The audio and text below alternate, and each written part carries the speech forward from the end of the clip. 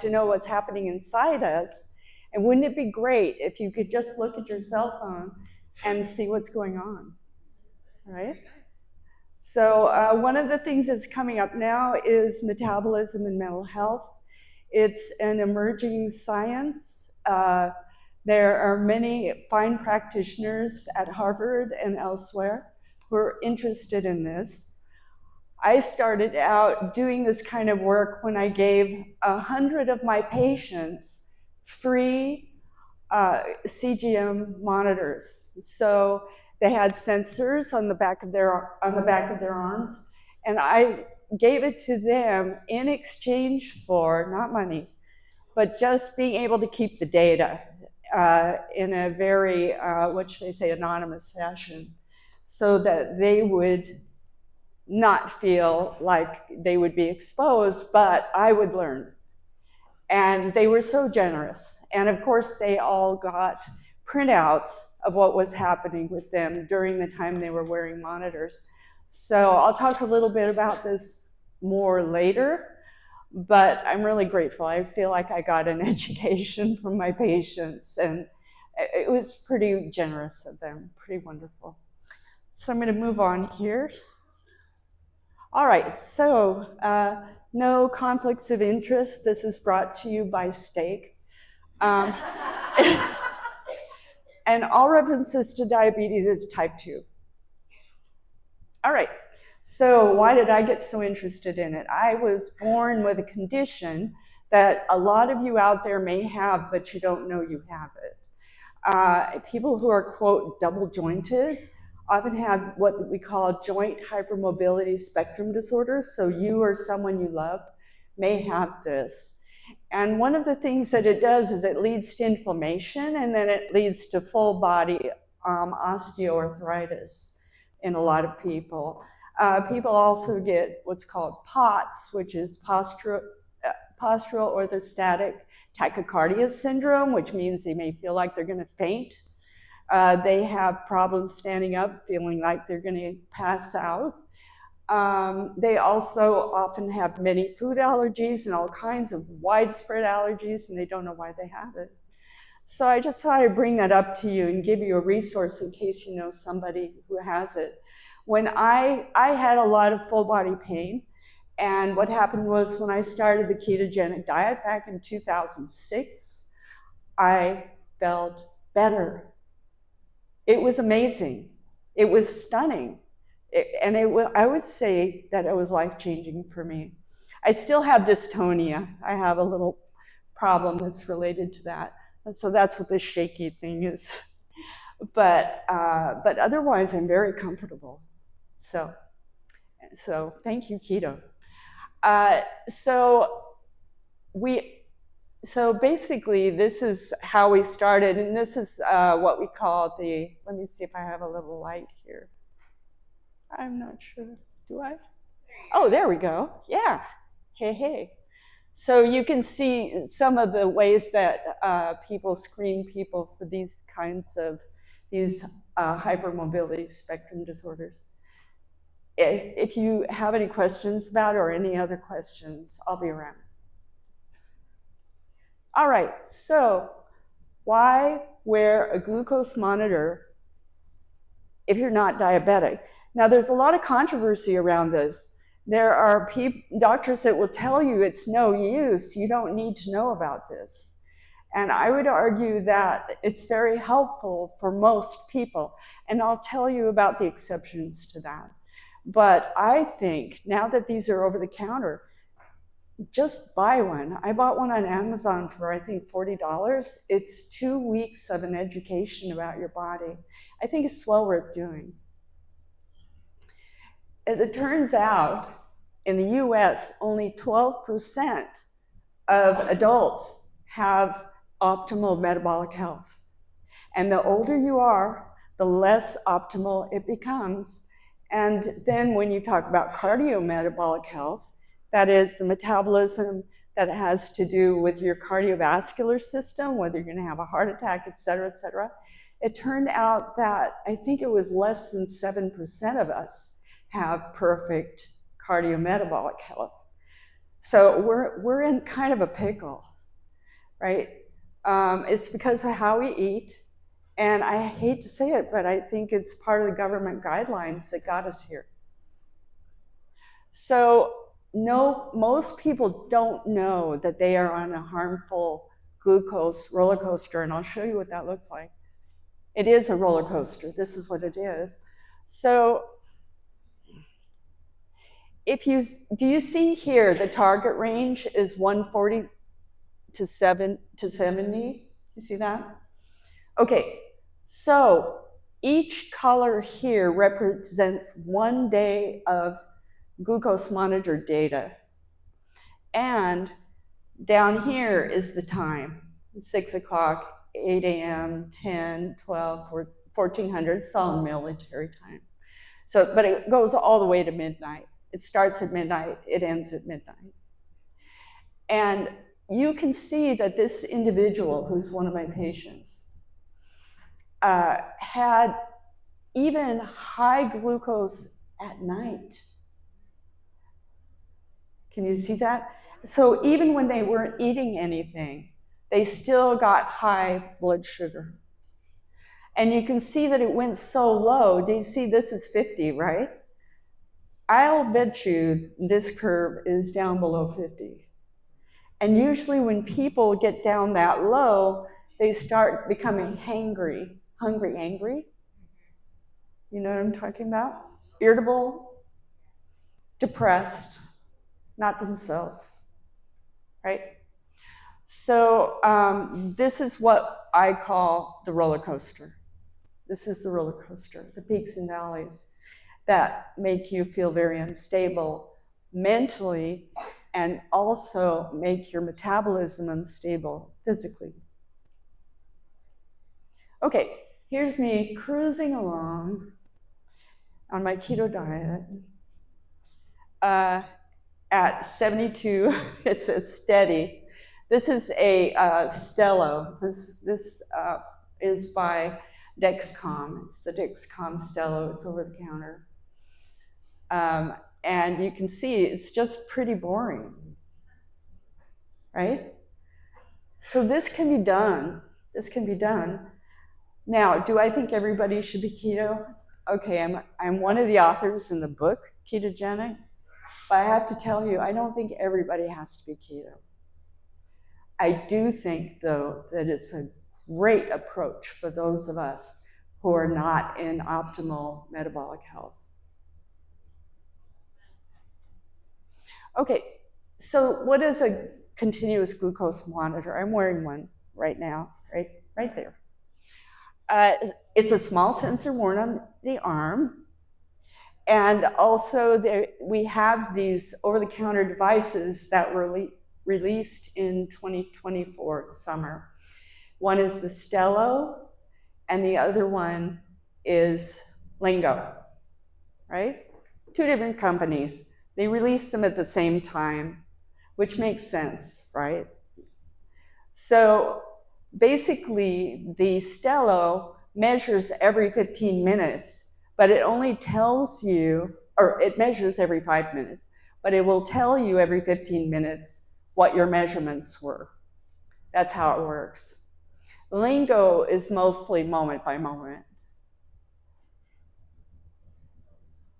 So minute to minute, and you get a real-time insight to what your body's doing.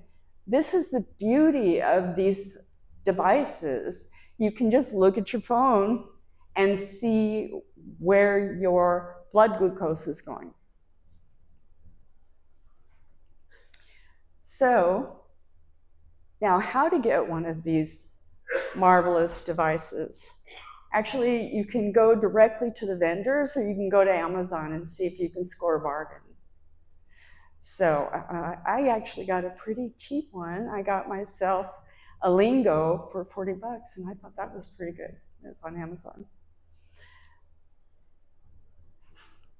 They also have apps, and you just go to your app store and you go ahead and download the app.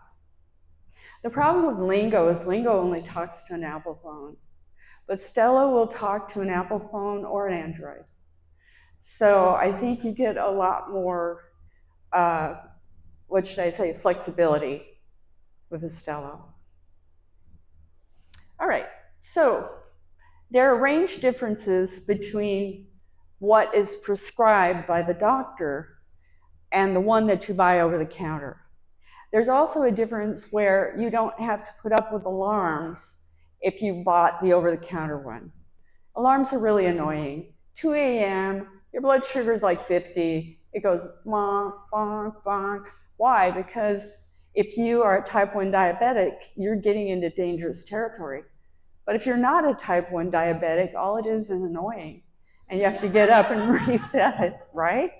Okay, so if you're type 1, it saves your life. But if you're not a type 1, then yeah, that. So here we go. Dexcom Stelo, just remember that. Android, Apple, choose your system, get the right monitor. And also, the other thing about Stelo that I like is it also talks to the Apple Watch. So if you have Apple Watch, you look at it and say, oh, look, there's my blood sugar. All right. So this is how you apply it. You just make a muscle and just like that, you just stamp it on you. You need to clean your skin pretty well and exfoliate it. That way it'll stick better. Make sure that the alcohol is dried. Once the alcohol dries, then sticking it on is not as uncomfortable. And also, you have a much better chance of it staying on. I believe that Stelo also provides you with a little patch that goes over it to secure it so that you have more longevity with that device. You can also buy patches on Amazon or other places to go over any one of these devices. So if you're having trouble keeping it on, there are ways to do that. All right, so there are settings on these over-the-counter ones. And the settings are very much like that last roller coaster slide that I showed you. It's from 70 to 140 because it's recommended that no meal drive your blood sugar over 140. So, and it shouldn't go down below 70 because a lot of people are very uncomfortable when that happens. But here's the deal, if you're in ketosis, you could probably go down to 40 and not even feel it. So there was an interesting study that'll probably never be done again because it won't pass the ethics committee. It was done in the 70s, yeah, okay. So, woohoo. Anyway, so they had men who were obese on metabolic ward, and they had them basically fast for 3 months, which is pretty remarkable. But that wasn't the experiment. What they found out is that they used to use insulin to try to drive down the glucose so psychiatric patients would go into epileptic seizure. But what they found is that the psychiatric patients who were anorexic, who didn't eat, they couldn't, almost no matter how much insulin, I don't know how brave they got, but whenever they injected the insulin, they never had the seizures. So what they did is they gave these otherwise healthy men who were in a metabolic ward, they gave them enough insulin to drive their glucose down to, you're all sitting down, right? Okay, they drove it down to 9. Oh, goodness. Right? 9, okay. And yet they were all walking around, walking and talking. Do not try this at home. No. Okay, or have a crash cart and a doctor nearby, just in case. But they were all walking and talking and seemed very comfortable. Fascinating, right? Interesting. But the brain had an alternative source of fuel, ketones. Okay. So the default setting for persons 70 to 140. And if you have diabetes of any kind or are suspected of having, it's a good idea to check with your doctor about what glucose monitor would be appropriate for you. So the body uses insulin to store fuel. And so when insulin comes, glucose goes down because it's going into storage. And there is a difference on your glucose monitor between a smooth curve and ups and downs. Okay? There will be a difference in the way that you feel, the way that you think. All right.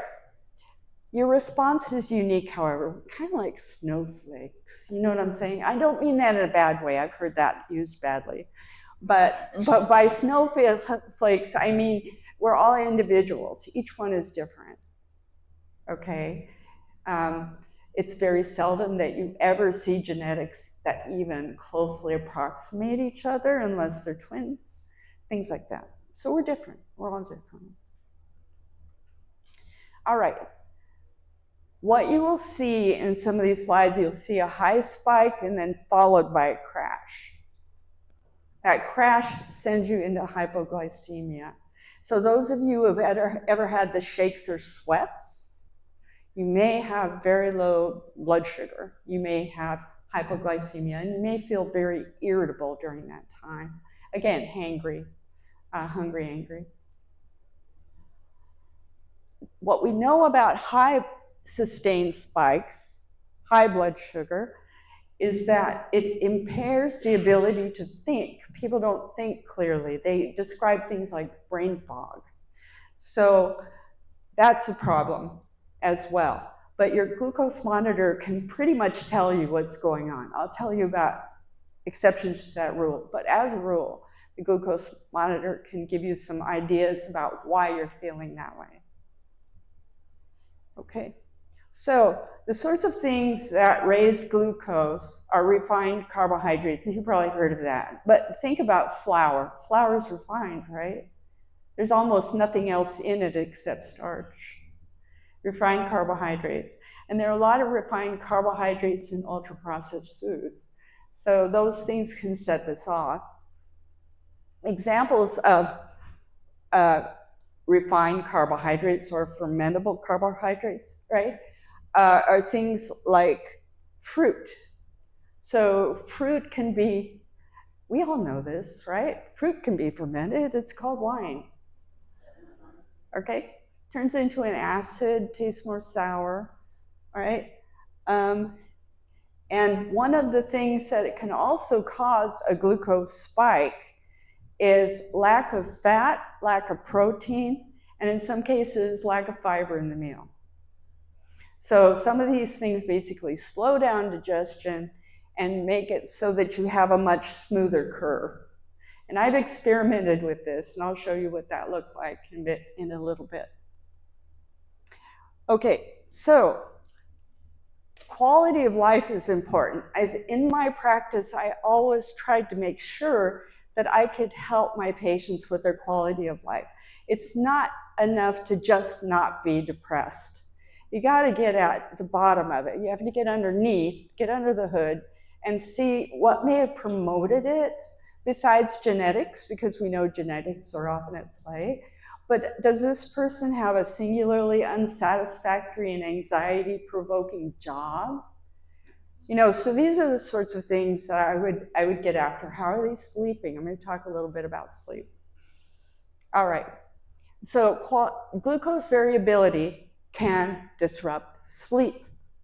If you eat something like a refined carbohydrate just before bed, chances are good you're going to have a peak, right? You're going to have that peak, but you're not going to feel it. You're going to be asleep. But then when you go into the crash and your blood glucose bottoms out and you're in hypoglycemia, your body goes into emergency mode and it's going to wake you right up. In fact, you might even have a nightmare before that happens. So what happens is, and then the other part of this is when you don't sleep well, you end up having glucose excursions that look every bit like type 2 diabetes for maybe 24 hours. So your metabolism is shaken by this lack of proper sleep. And how much sleep you need varies among us. everybody. I met someone who only needs 4 hours. Myself, I need 7. Somebody else needs 8, right? You have to figure out where your sweet spot is and get that. Otherwise, it's going to be very hard to manage your glucose. So, poor sleep quality leads to increased glucose variability, and that leads to glucose spikes before bed if you don't change your eating habits, and then you go back to poor sleep quality.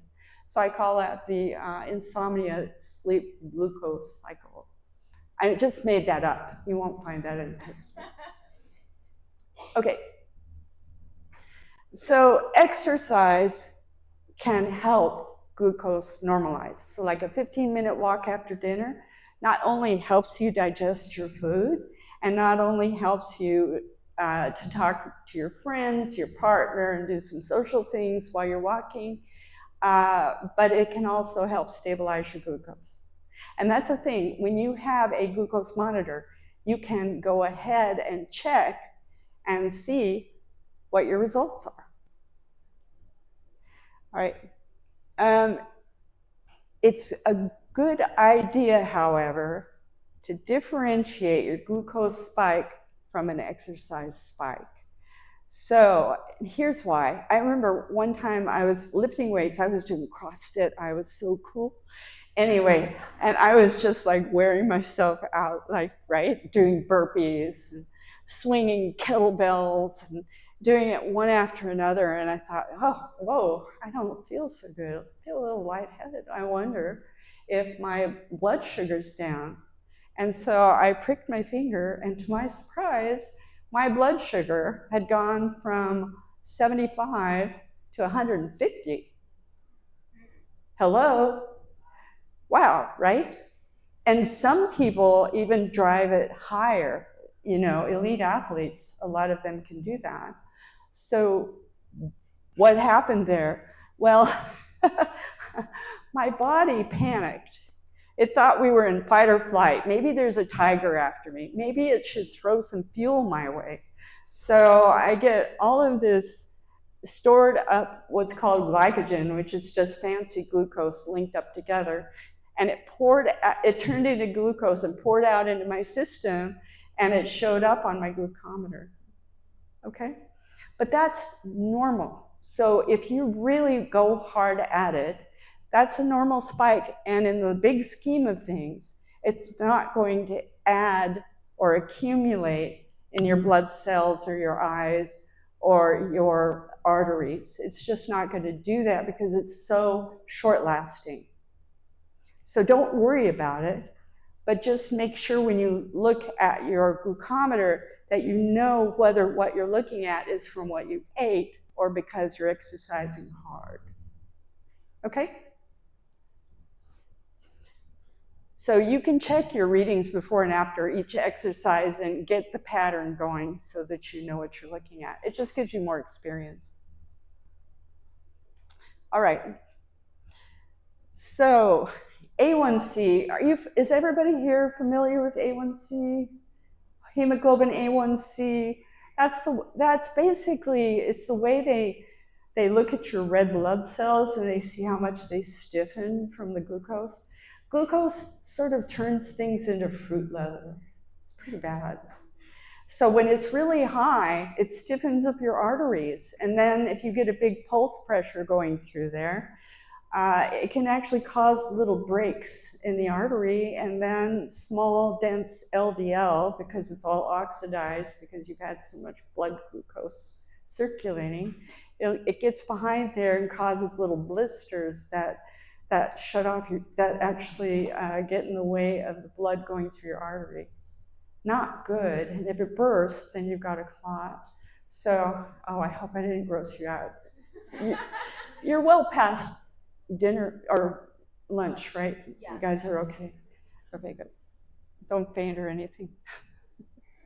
Anyway, so fasting glucose, well, the A1C and the A1C can be normal, even though you have CGM or continuous glucose monitor spikes, okay?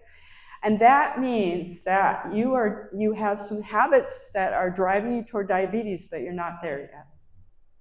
So your glucose monitor can give you a warning. Wah, wah, wah.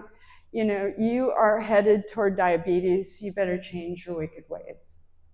All right? But you saw Maria Emmerich's lecture. Your wicked ways could be turned into something delicious and healthy. So there is hope.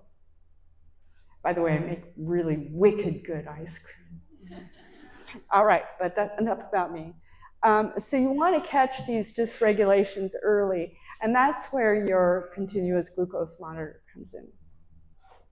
All right, so when it is high, when your glucose is high, you get inflammation because high glucose drives inflammation, but you also get something that a lot of people complain about called brain fog.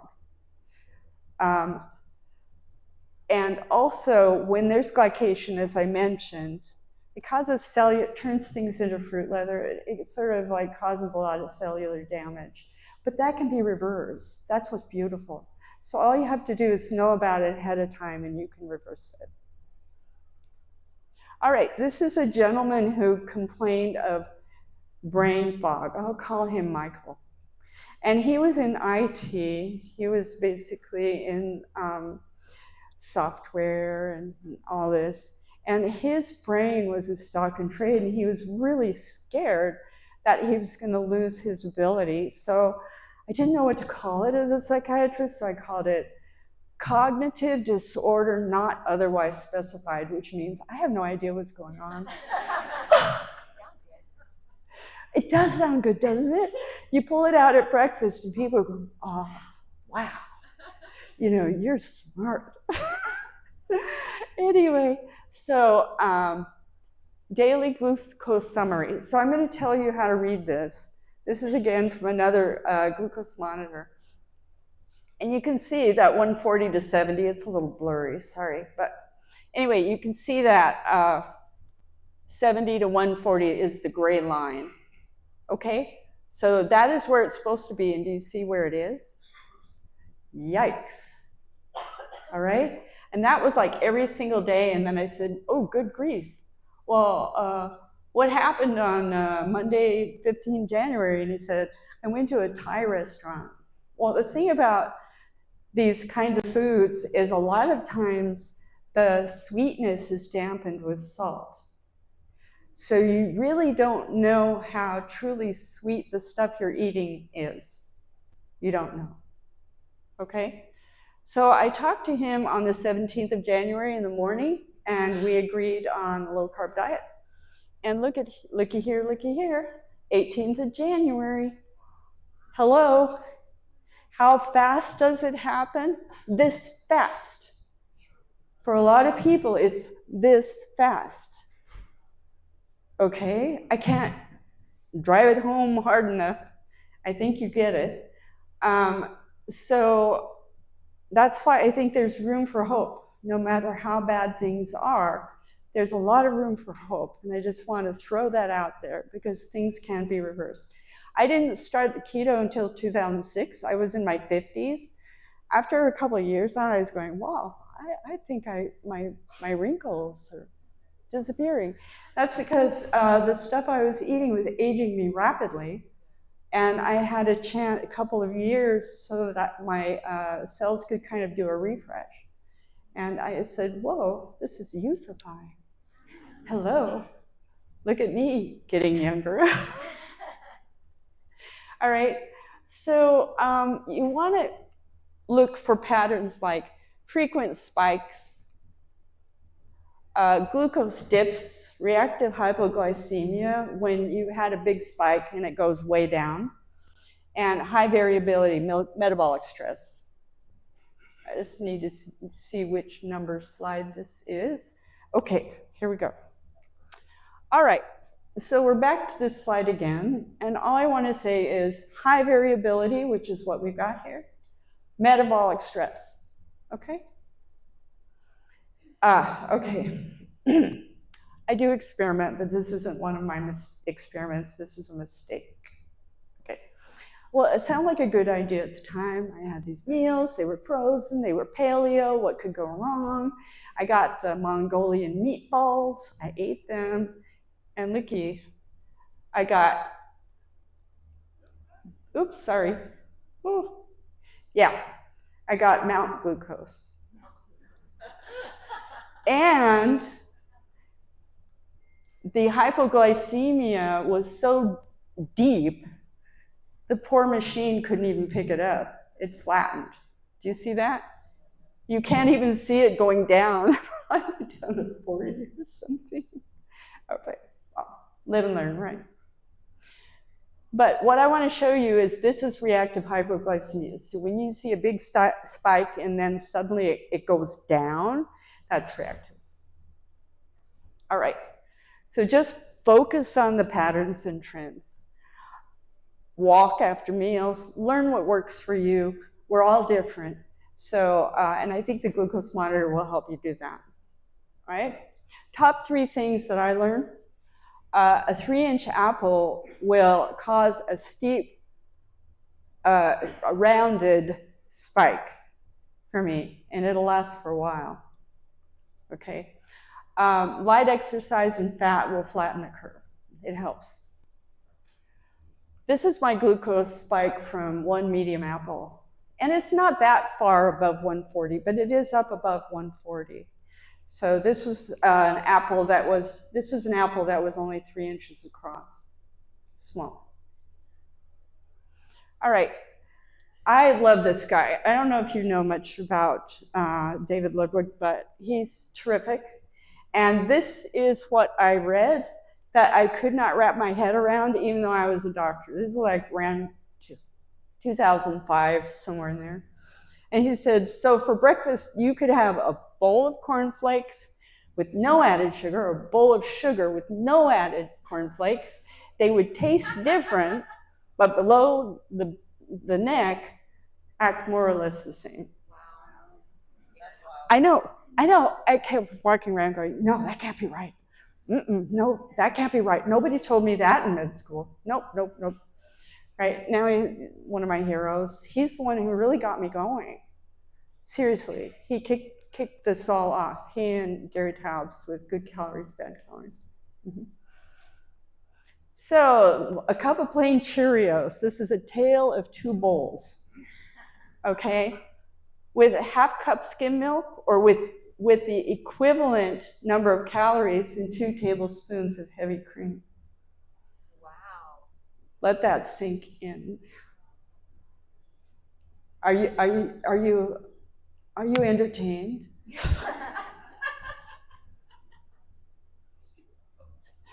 Okay, this guy is a mensch also, David Unwin. And what he did is he put something together for his patients so they could know what the glycemic index really means. How many teaspoons of sugar does each of these foods represent? Stunning, right? Look at that, rice. So many of us eat rice and potato, just a white baked potato, right? Look at all that. Frozen peas boiled, a serving, not much. Wholemeal small slice, I don't think we have that in America, but anyway, broccoli boiled, and look at the egg, 0, 0. Yes? Okay, here we go. So I love that. Look him up, David Unwin. He's amazing. He's amazing. Anyway, so what a continuous glucose monitor is not. It's not a fructose monitor. It won't measure your fructose. It could measure the glucose in the fructose, but it can't measure, it can measure it can measure, like in white sugar, there's fructose and glucose. But so your monitor will pick up the glucose, but it can't pick up the fructose. It's not a ketone monitor, and it's not an insulin monitor. And that's an important thing, because I think insulin is really part of the puzzle, something we need to know about. All right, so this is from Joseph Kraft. Basically, what he did is measured glucose and insulin at the same time after somebody drank 75 grams of carb. Okay? So here is the insulin, and here is the glucose, and what I'm trying to show is this is very high insulin, this is too high. And when at certain points, the pancreas will pour out insulin to try to keep the glucose at a normal rate. And when that happens, your glucose monitor is going to think everything's hunky-dory. So I'm just saying this is where it may not be able to measure, depending on what your pancreas is doing. If your pancreas is pouring out glucose, you may have some problems understanding the reading. One way, there are hints to it. This is one of my patients, same situation. Look at that steep glucose rise. He weighed 300 pounds and he couldn't lose weight, and he was just morose and depressed as heck. So got him on a low carb diet, and things perked up, and his glucose looked better, and his insulin got better, and everything started spinning positive. Even brought his wife to one of our meetings because he wanted her to meet me. So I felt honored. Yeah, there we go. Okay, so if you see something like this, let's say your glucose monitor says, oh, it looks like you're in hypoglycemia all the time. This is me, by the way, on a keto diet. It could be a ketogenic diet, or it could be sporadic high insulin. It just depends on how long it lasts, and also, do you know what you're eating? So if you're eating keto, then you may end up with some long-lasting hypoglycemia, but you probably won't be bothered by it. Okay, what you can do starting today, right? Eat more real food than processed food. Go for that. Yes? Get back down to, I use fruits as sweeteners, but I have glucose intolerance. But some people can get away with fruit. Fruits, vegetables, meats, meat, fish, eggs, poultry, all that. Okay, prioritize sleep and stress management, because when you're stressed, when you're in fight or flight, your body is going to start, shoving out the glucose, and it's not going to let you sleep, and you're just not going to feel well. So manage that. And then also move after meals, even just a little 15-minute walk. You don't have to do much. And it'll help you digest your meal, and it'll help you feel good, and you can talk to friends while you're walking. That's always pleasant. And then try a CGM, a continuous glucose monitor, for just 2 weeks. That will give you an incredible education. And thank you for your kind attention. Appreciate it.